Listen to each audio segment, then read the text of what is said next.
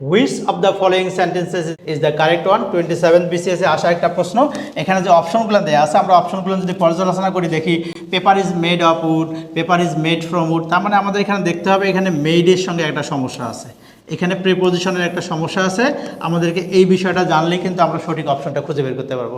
আমাদের প্রথমটা দেওয়া আছে মেড অফ। আমরা যদি দেখি তাহলে মেড অফ কোথায় বসে, আমাদেরকে খেয়াল রাখতে হবে যদি আমাদের কোনো উপাদান থেকে তৈরিকৃত নতুন বস্তুটাতে সেই উপাদানটা দৃশ্যমান হয় তাহলে সেখানে মেড অফ বসে। তোমাদের কাছে কঠিন মনে হচ্ছে তো? আরেকটা উদাহরণ দিয়ে দেখো, এই চিত্রটার মাধ্যমে বুঝো।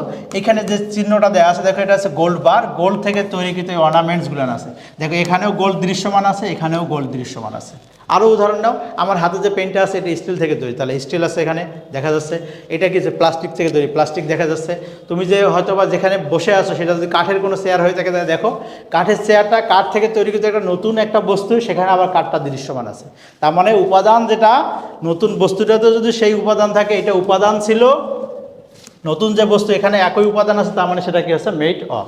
এখন এই কাঠ থেকে তৈরিকৃত কাগজ, কাঠ থেকে কিন্তু অনেক প্রসিডিওরের মাধ্যমে কাঠ থেকে আমাদের কাগজ তৈরি হয়। কীভাবে? প্রথমে কাঠগুলোকে ছোটো ছোটো পার্টে বিভক্ত করা হয়, কাটা হয়, সেটাকে আমাদের কী হচ্ছে মেশিনের মাধ্যমে গুঁড়া করা হয় এবং রাসায়নিক প্রক্রিয়ার মাধ্যমে সেটাকে পাল্পে তৈরি করা হয়। এখান থেকে আমাদের কী আসে, এই পেপারে রূপান্তরিত। দেখো দেখি এখানে পেপারে কোনো কাঠের কোনো চিহ্ন আছে? নাই। উপাদান থেকে তৈরিকৃত যে নতুন বস্তুটা, সেটাতে যদি উপাদানটা দেখা না যায় তাহলে সেখানে হবে মেড ফ্রম হবে। আশা করি সবাই বুঝতে পারছে এটা, যে একটাতে হবে কি হচ্ছে, এখানে হবে আমাদের কি হচ্ছে, এখানে হবে মেড অফ। কি কারণে? এখানে উপাদান দেখা যাচ্ছে। আর এখানে মেড ফ্রম হবে কি কারণে? এখানে উপাদান দেখা যাচ্ছে না।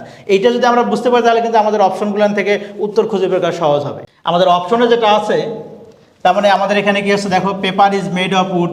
তো পেপারে তো আমাদের উড তো আমাদের দেখা যায় না, তার মানে এখানে মেড অফ হবে না, এটা অপশন বাদ। আমি কিন্তু আবার এখানে বলতেছে দেখো, মেড অফ হবে তখন যখন যে উপাদান থেকে তৈরিকৃত নতুন বস্তুটাতে উপাদানটা যদি দেখা যায়। আমি কিছুক্ষণ আগে দেখালাম উড কিন্তু পেপারে দেখা যায় না, দ্যাট ইজ হয় এখানে আমাদের মেড অফ হবে না, এখানে হবে তাহলে কি হচ্ছে, paper is made from would হবে। আশা করি বুঝতে পেরেছো।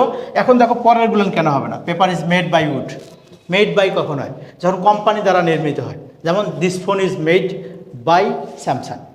তার মানে কী হচ্ছে, আমাদের কোনো কোম্পানি নির্মাতা প্রতিষ্ঠানের দ্বারা থাকলে সেখানে কী হচ্ছে, মেড বাই হয়। আর এখানে আছে paper is made on wood. Made on কখন হয়? যদি যেমন আমি বললাম যে this website is made on আমাদের ওয়ার্ডপ্রেস, তার মানে কী হচ্ছে, কোন মাধ্যমে তৈরি হয়েছে সেটাতে হলে হচ্ছে মেড অন। কোম্পানির দ্বারা বা নির্মাতা প্রতিষ্ঠানে করা হলে মেড বাই।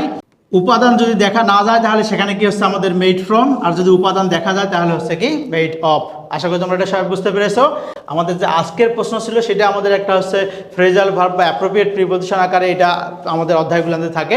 তোমরা যে কোনো বইয়ে যদি হচ্ছে ফ্রেজাল ভার্বের অধ্যায়টা দেখো তাহলে অবশ্যই মেড থেকে কিছু কিছু প্রিপোজিশন যুক্ত হয়ে নতুন নতুন অর্থ তৈরি করে সেটা ভালো করে দেখে নিবা। সবাই ভালো থাকো, সুস্থ থাকো, সবার জন্য শুভকামনা থাকলো। আল্লাহ হাফেজ।